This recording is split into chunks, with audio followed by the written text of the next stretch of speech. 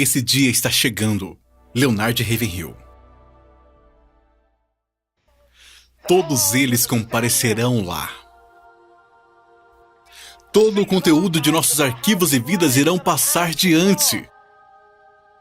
Bem, você diz novamente, eu ainda me apego ao fato que a minha memória não é tão boa, sabe? Diz que os livros serão abertos. Eu não sei quais livros são. Eu acho que o livro dos 10 mandamentos para uma coisa, eu acho que o livro de memória para outra coisa. Você entende? A memória é uma coisa maravilhosa. Mas sabe de uma coisa? A memória durará dentro da eternidade. Eu não acho que os remidos lembrarão de sua tristeza e lutos, mas eu digo-lhes uma coisa: os não santificados se lembrarão de cada vez em que alguém deu um folheto em suas mãos. Eles lamentarão por toda a eternidade e desejarão que Deus estivesse ali. Eles se lembrarão que ouviram a oração de suas mães, se lembrarão de cada sermão. Eles se lembrarão de tudo, pois um dia um homem orou no inferno. Era o lugar errado para orar. Ele orou para a pessoa errada. Ele orou para Abraão. Ele recebeu a resposta errada. Filho, lembra-te que recebeste os teus bens em tua vida. Boas coisas recebeu. Mas eu não quero que meus irmãos venham para cá. Mas Jesus diz, lembra-te, a memória é eterna. Ela nunca acabará. Se você é um homem não salvo, milhares de milhões de anos. Você diz, bem, eu vim esta manhã, pois minha esposa queria que eu viesse. Mas não pense em voltar, eu não gosto desse tipo de coisa. Bem, amigo, permita-me dizer-lhe amavelmente, vá para o inferno e viva com toda a escória da terra. Você gosta de beber? Vá com os beberrões. Você gosta de luxúria? Vá com as prostitutas. No inferno, se você possuir desejo por mulher, você terá esse desejo, mas não haverá nada para satisfazer o seu desejo. Se você bebe, você terá sede, mas nada satisfará sua sede. Você daria o resgate de um rei por uma gota de água. Não haverá uma gota sequer. Muito menos, então, aquele vinho precioso que você bebe. Quando, em nome de Deus, a igreja vai abrir seu coração novamente. E abrir sua mente novamente e ver novamente que todo homem, não importa se ele tem um jato, ou quantos milhões ele tem, ou se manda na cidade toda, os grandes da terra e a escória da terra, os não crentes vão passar seu tempo na eternidade. Viverão lá para todo sempre. O bom livro diz, onde o seu bicho não morre. Será terrível quando nós vermos os fundadores dessas seitas, quando comparecerem diante de Deus, o fundador dos testemunhas de Jeová, como são chamados por eles mesmos. E ele comparecerá lá, e as pessoas lá no alto gritarão, coloque esse homem no inferno e aumente a temperatura. Mas escute, não se preocupe com isso. O juiz de toda a terra fará o certo. O inferno não vai ser o mesmo para todos. Alguns irão apanhar com poucos açoites. Outros irão apanhar com muitos açoites. Mas eu lhes digo uma coisa. Eu preferiria ser o último no reino de Deus do que ser o maior no reino do diabo. De qualquer maneira, tanto no tempo quanto na eternidade. Nós lemos no capítulo 6 do livro de Apocalipse. E diziam aos montes e aos rochedos, cai sobre nós e escondei-nos do rosto daquele que está assentado sobre o trono e da ira do cordeiro, porque é vindo o grande dia da sua ira. E quem poderá subsistir? E ele diz no capítulo 9, versículo 6, e naqueles dias os homens buscarão a morte, e não a acharão, e desejarão morrer, e a morte fugirá deles. Eu creio que haverá o dia em que um homem colocará uma arma em sua cabeça para explodir seu cérebro e vai ficar intrigado quando ainda continuar vivo. Ele vai se jogar do topo do Empire State, do topo da colina, no vale, e ainda continuará vivo. Eles buscarão a morte, mas não a acharão. Eis um aspecto terrível para você. Homens buscando a morte e não achando-a. Lembra-se daquele segundo salmo que diz sobre os gentios? Aquele que habita nos céus se rirá, o Senhor zombará deles.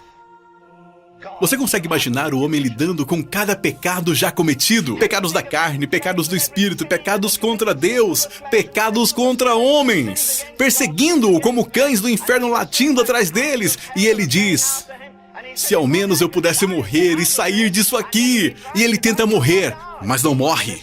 E as escrituras diz, aquele que habita, o santo Deus então deixou de ser um Deus de misericórdia. E no capítulo 4 do livro de Apocalipse, você tem um Cristo no trono. Você tem um arco-íris acima do trono, que é o sinal de aliança, de misericórdia. E você tem 24 anciões. Mas aqui não tem ninguém dividindo justiça com Jesus. Ele assenta-se supremo no trono. Não há 24 anciões. Não há um oceano de vidro. Não há um arco-íris de misericórdia. A misericórdia acabou para sempre. Eu não me importo quão bagunçada e corrupta está a sua vida nesta manhã.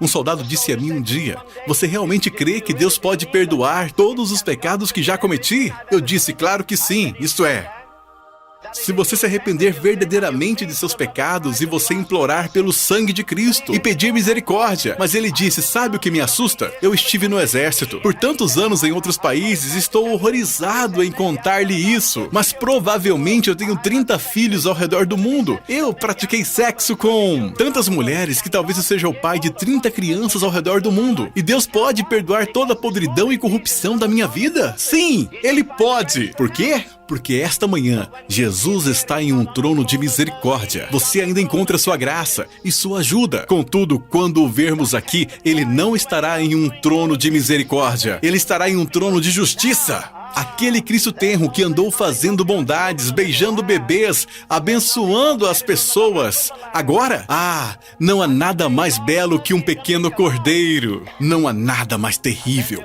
que é a ira do cordeiro. E um dia a misericórdia de Deus será retirada, e então será a ira do cordeiro. Você consegue imaginar todas as tribos e nações? Você consegue pensar no faraó diante de Jesus Cristo dando conta do massacre? Você consegue pensar em Herodes o Grande dando conta do massacre? Você consegue pensar em Hitler dando conta do massacre dos 6 milhões de judeus? Você, nesta manhã, eu sei que você já teve suas tribulações. O bacon queimou, ou aconteceu qualquer outra tragédia, mas você já pensou nesta manhã que alguém, pelo bem de Cristo, vai perder a cabeça no Camboja, Vietnã ou Rússia?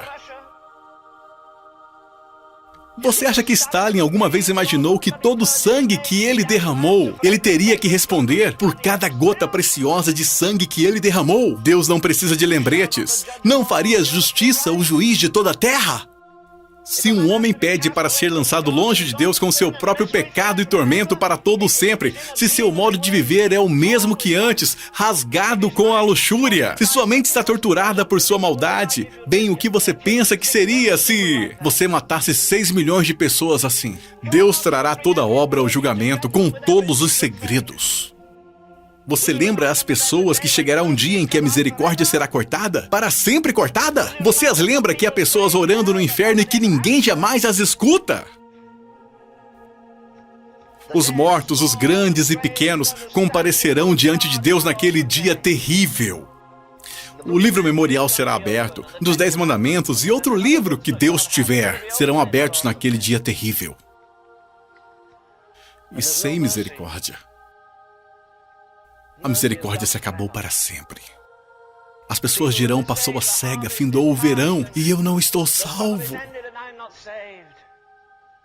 Uma vez perguntaram àquele grande estudioso, Daniel Webster, qual foi o seu maior pensamento? Você tem uma mente colossal, qual foi o maior pensamento que viajou pelos corredores de sua mente? E ele disse: eu pensei sobre muitas coisas, mas a mais incrível, a mais horrível, o mais petrificador pensamento que já tive foi pensar na minha prestação de contas que farei um dia a Deus.